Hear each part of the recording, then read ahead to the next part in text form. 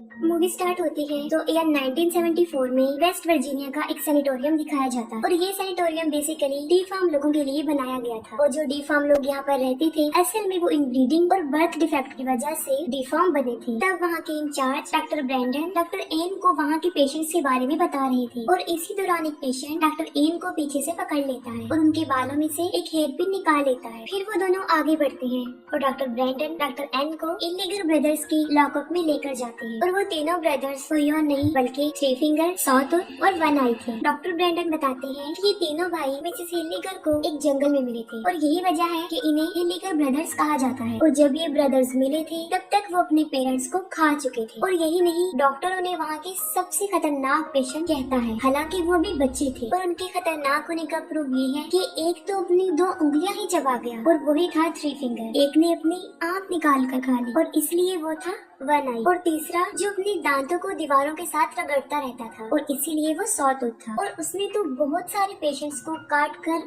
बुरी तरह जख्मी भी कर दिया था। ये सब बातें सुनकर डॉक्टर एन पूछती हैं कि ये तीनों इतनी सारी पेन को कैसे बेयर कर लेते हैं। इस पर डॉक्टर ब्रैंडन उन्हें बताते हैं कि इनको तो तकलीफ महसूस ही नहीं होती। इसके बाद वो लोग आगे बढ़ते हैं और जिस पेशेंट ने डॉक्टर एन की पिन निकाली थी वो उस पिन के जरिए लॉक खोलने लग गया था, लेकिन वो ऐसा नहीं करता क्योंकि वो इतना इंटेलिजेंट नहीं था। और वो तीनों भाई उसे देख लेते हैं और उससे वो पिन मांगते हैं, जिस पर वो पिन उनकी तरफ फेंकता है और उन ब्रदर्स में सबसे ज्यादा इंटेलिजेंट यानी थ्री फिंगर लॉक को खोल लेता है और वो चुपके से तीनों भाई बाहर आ जाते हैं और सिक्योरिटी गार्ड को मार देते हैं और फिर कंट्रोल रूम में जाकर सारे सेल्स को खोल देते हैं। और इसके बाद से ही वो जगह पूरी तरह मेंटल असाइलम बन जाती है। वो तीनों डॉक्टर एन को पकड़ लेते हैं और उसे इलेक्ट्रिक शॉक्स देते हैं और तब तक ऐसा करते हैं जब तक कि उसका दिमाग पूरी तरह पक ना जाए।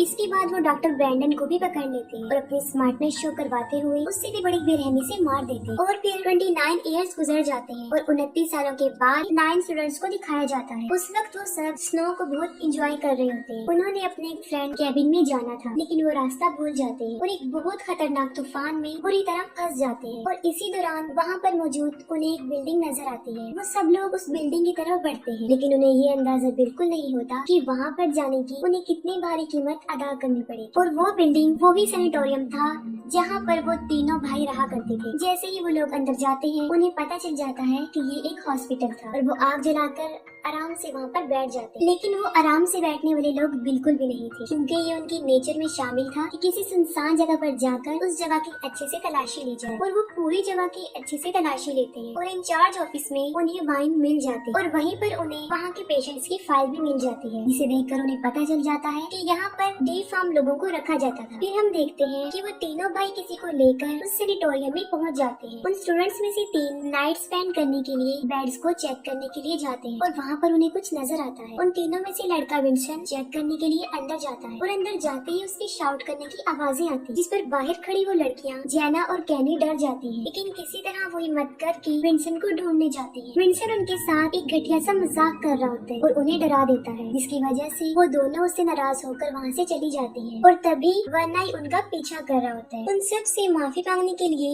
विंसेंट अकेला ही जनरेटर ढूंढने चला जाता है और उसे जनरेटर मिल भी जाता है और फिर वो उसे ऑन कर देता है। अब क्योंकि वो सब अमेरिकन स्टूडेंट्स थे और किसी सुनसान जगह पर उनका दूसरा रूल ये होता है कि जब लाइट आ जाए तो पार्टी करें, और वो बिल्कुल ऐसा ही करते हैं और पूरे हॉस्पिटल में हलचल मचा देते हैं। लेकिन इस दौरान उन्हें ये पता नहीं होता कि कोई उन पर नजर रख रहा। पार्टी करते करते वो लोग एक ऐसी जगह पर पहुंच जाते हैं जहां उन्हें एक फिल्म रील मिलती है। डैनियल उसे एक प्रोजेक्टर में डालकर उसे प्ले कर देता है। उस फिल्म में दिखाया जा रहा था कि उन हिल्लिगर ब्रदर्स पर सबसे ज्यादा एक्सट्रीम टेस्ट किए जा रहे थे। वो फिल्म देखकर लॉरेन कहती है कि उसका भाई उसे इनके बारे में बड़ी खौफनाक कहानियां बताता था। वो बताती है कि वो लोग बड़े खतरनाक थे और लोगों को मारकर खा जाते थे, लेकिन किसी को भी उसकी बातों पर बिलीव नहीं आता और सब सोने चले जाते हैं। रात को सब लोग अपने अपने रूम्स में सो जाते हैं, लेकिन विंसेंट को नींद नहीं आती और वो टहलना शुरू कर देता है। वो देखता है कि सामने कोई खड़ा हुआ था और वो उसका वही फ्रेंड वॉटर था जिसके कैबिन में उन्होंने जाना था। जब वो उसके पास जाता है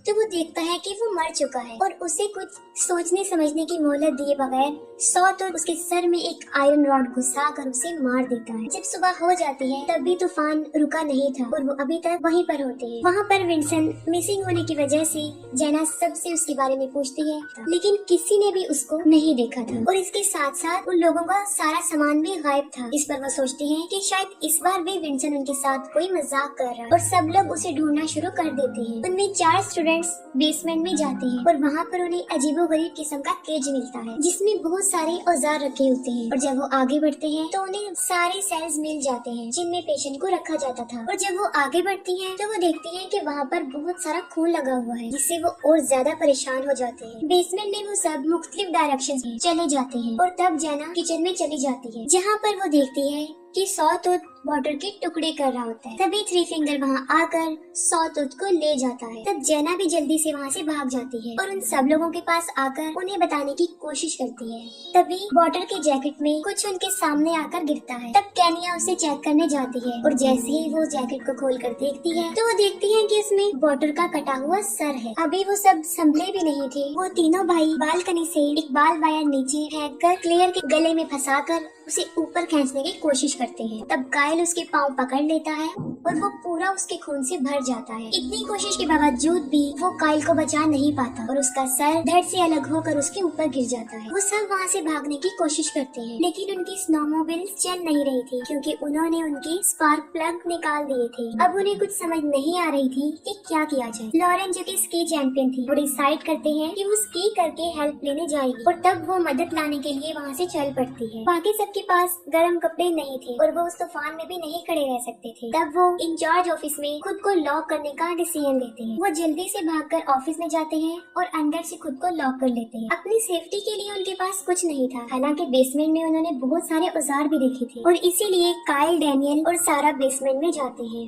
और वहाँ पर थ्री फिंगर उनके पीछे पड़ जाता है और वो जल्दी से जाकर केज में छुप जाती है। और जब थ्री फिंगर वहाँ से जाता है वो बहुत सारे हथियार लेकर वहाँ से भाग जाते हैं। दूसरी तरफ वन आई ऑफिस के दरवाजे में होल्ड करके केनिया को पकड़ लेता है। उस पर ब्रिजेट उसके हाथ में ब्लेड मारती है और वो केनिया को छोड़ देता है और वो सब बेसमेंट में से भाग रहे होते हैं और सबसे पीछे डैनियल होता है। तभी सॉटवुड डैनियल को पकड़ लेता है और उसे किचन में ले जाकर बांध देता है। काइल और सारा जब ऑफिस में पहुंचती हैं तब वो देखती हैं कि उनके पीछे डैनियल नहीं था, जबकि वो तीनों ब्रदर्स डैनियल को जिंदा ही काट रहे होते हैं जिसकी चीखें वो सब सुन सकते थे। और लास्ट में बहुत सारी बहस के बाद वो उसे बचाने जाते हैं।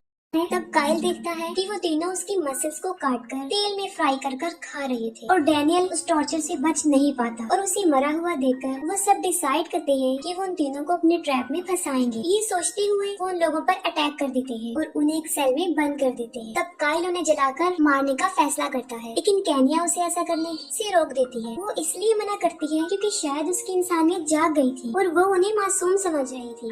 वो काइल को उन पर पहरा देने के लिए वहाँ पर रुकने को बोलते हैं और खुद जाकर सो जाते हैं। और यहाँ बदकिस्मती से वो उसी सेल में लॉक थे जहाँ पर वो 29 साल तक लॉक रहे। और सबसे बड़ी बात ये कि जिस पिन से उन्होंने वो लॉक खोला था अभी भी वो पिन वहीं पर ही पड़ी। और जब काइल सो जाता है तब थ्री फिंगर अपनी स्मार्टनेस दिखाता है और लॉक को खोल लेता है और बाहर आते ही सॉटवुड काइल को पकड़ लेता है। और जब केनिया काइल को चेक करने आती है तब खुद ब खुद जनरेटर बंद हो जाता है और हर तरफ अंधेरा हो जाता है। और वहाँ पर वो देखती है कि ना तो वहाँ पर काइल है और ना वो तीनों सेल में है। वो वापिस आकर सबको बताती है और तभी वहाँ पर कोई दरवाजे पर आ जाता है जिसका फेस कवर होता है और वो सब समझते हैं कि शायद ये थ्री फिंगर है जिसको वो बड़ी बेरहमी से मारते हैं और वो जान से मर जाता है। फिर वो उसका फेस देखने के बारे में सोचते हैं। तब वो देखते हैं कि वो थ्री फिंगर नहीं था बल्कि वो काइल था जिसकी जुबान कटी हुई थी। उसे देखकर वो सब वहाँ से भागने की कोशिश करते हैं लेकिन वो तीनों भाई बुरी तरह उनके पीछे पड़ जाते हैं। भागते भागते वो सब उनके रूम्स तक पहुँच जाते हैं जहाँ पर उन लोगों का सामान भी रखा हुआ था। वो सब अपने जैकेट्स पहनकर खिड़की से बाहर आने का डिसीजन लेते हैं लेकिन वो एक सैनिटोरियम था जिसकी सारी विंडोज सील्ड थी और वहीं पर उन्हें एक टूटी हुई खिड़की मिलती है लेकिन उस खिड़की के पीछे बहुत सारी बर्फ जमी हुई थी। सारा उस बर्फ को हटाने लगती है और इतनी ही देर में वो तीनों भाई भी वहाँ पहुँच जाते हैं। वो थ्री फिंगर दरवाजा तोड़ने की बहुत कोशिश करता है। थ्री फिंगर के बाद सॉटवुड उस दरवाजे को तोड़ने की कोशिश करता है और इतनी ही देर में सारा बर्फ से एक रास्ता बनाने में कामयाब हो जाती है और वो वहाँ से बाहर निकल जाते हैं। लेकिन जेना बाहर निकल नहीं पाती और वो वहीं फंस जाती है। और तब सॉटूथ एक ड्रिल लेकर उसे मार देता है। बाकी तीनों जान बचाकर वहाँ से भागते हैं, लेकिन वो तीनों भाई भी उन्हीं की स्नोमोबिल पर उनका पीछा करते हैं। सॉटूथ ब्रिजिट को पकड़ लेता है, जिस पर वो चाकू से उस पर हमला करती है और वो उसे छोड़ देता है।